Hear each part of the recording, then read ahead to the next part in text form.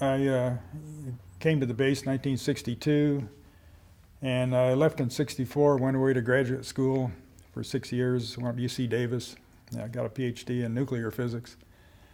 Came back to the base, and then I wanted to relax a little bit, so I started painting. The medium that I worked in was watercolor, oil. Didn't like pastel because it feels scratchy. I still don't care for it. Kind of being a scientist to start with, it took me a while to understand what the humanities were. And so, because I kept trying to master the painting, and what happens is you look at other people's work and you look at the books, and your taste in art outstrips your ability to do it. So I was kind of unhappy. But so in science, you're trying to bring order to the chaos of nature, but in humanities, you're trying to bring order to the chaos of human record. So in 1981, I finally figured that out, and so I wrote an essay, about a 10-page essay, called The Art Making Process with Sincerity and Wit. And then in 1982, I went back to the base, worked. I really enjoyed I enjoyed physics, I enjoyed working on the base. So I retired in 2013. And 2015, my wife Judy and I went on the garden walk with Ursula Robb and Maris and Doug Luke.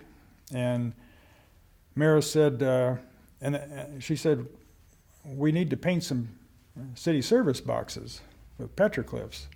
I didn't even know what a city service box was, So Judy and I went out to see what a service box was, and we found them on the corners. They're usually on corners where there's street lights. I guess always on the corner where there's street lights. And they were in pretty bad shape. And they only contain stop signs, the A-frame stop signs. They don't have any electronics in them. Doug Luke said, we need to welcome people into the city. And so that gave me an idea, because when I paint, I have to have a viewpoint. And the viewpoint for the first painting, it's located down there at South China Lake Boulevard and College Heights. And it welcomes people coming in from the south. And so the painting I did was called Coso Family Welcome. And it's got a man with an addle up in the air, and a woman and a child. And I say, and it's Coso Family Welcome. And people look at it and they say, well, that addle doesn't look very welcoming. And I say, well, here's the metaphor. If you're a friend of the Navy that we're sitting next to here, then no problem. But if you're not, watch out. So that's the metaphor for that painting. And then the next one we did was by Splash Car Wash, and that one's called Sheepdog Training. And some people look at it and say, well, it looks like he's juggling dogs, but he's not. He's training these dogs to find and hunt bighorn sheep. And so it went. The next one's at the intersection of China Lake and Ridgecrest Boulevard. That's a center of commerce in our town. So we named that one Coso Merchant District. Then we got up to Petroglyph Park, and that's the first one I added color to. And I added color because the metaphor here again is that people of all races and creeds and religions can enjoy the park. And then we got up to the museum, and it's called Macharango Enduring Spirit. And it has a big spirit in the center, and on one petroglyph wall, here's a Paleo Indian making a petroglyph, and then on the other wall is an archaeologist studying the petroglyphs today. So that spirit has endured for all that period of time. A couple that came about because of my memory and our family. And in 1970, when we got back from graduate school, you could go up to Little Lake and you could rent a rowboat, row around. So we went up there one day, and there was a Native American boy swimming. pretty soon he disappeared. And about 30 seconds later, he came up under the water, and he had a grebe by the feet. And he was hunting them. He was hunting grebes, what he was doing. And I thought, oh, they've been hunting grebes for 16,000 years.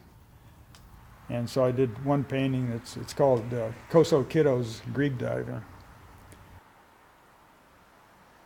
And the other one that's based on my kids, Howard and Heidi, we lived on the base up on Kearsarge. And Heidi and Howard would go out to Bee Mountain. And about a third of the way up, there was an outcropping of rock called Chuckwalla Hill. And so they'd bring a Chuckwalla home periodically. But anyway, eventually the Chuckwallas would get away or the kids would take them back. Then the only other one I'll mention is the last one.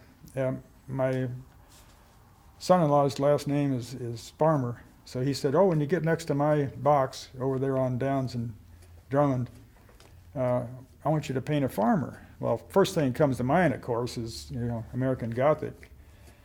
And I said, no, I can't. I'm not going to do that. So that's the reason it's number 10 box is because I said, what am I going to do? I don't want to do American Gothic. And then eventually I said, the heck with it. I got to do it. So that's American Gothic is how it came out. And actually, a book came out in May of 2015, Carolyn Maddock. And she had spent 20 years on our North Ranges, 30 miles to the north of us, studying those petroglyphs. And that book, it's called A Study of the Coso Pattern Anthropomorphs. And it's a wonderful book. It's got 650 drawings in it, maybe 450 that are unique. And they're all organized by motif, line, vertical line, horizontal line. And it's a wonderful book. She didn't draw any conclusions about what they meant. And she states in the back that she hopes that this is a resource for artists. So the way I work is I went back to my 1981 essay, art making process, and I've got a graph that kind of illustrates that. And what it is you choose an experience or an experience chooses you. And you think about your emotional reaction to that experience. And as you think about it, you form a viewpoint. So now you have an intent, some intention for making a work of art. And now everybody has a viewpoint. Everybody has an opinion. But the job of the artist is to go one step further, a couple of steps further. First of all, you have to find out what's expressible about that viewpoint. And then you have to express it in art, dance, music. So the way I work is I have something comes to mind, like Coso kiddos grebe diving. So I know I need some grebes and I need some kiddos and I need some water, and I really pare it down. I pare it down to just the basic elements. So I say, well, how am I going to show that it's water? I have some splashes, as one grebe gets pulled down and Heidi's grabbing for hers.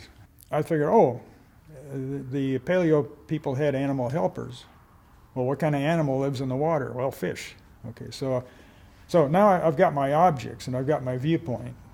And from now on, it's a matter of getting the space and the volume right to bring it into focus. So that's pretty much how I work. So every painting that I've done, not every one, but most of the paintings, all the boxes for sure, they have a viewpoint that's based on their location, and it's based on whatever my viewpoint about the painting is. But just like the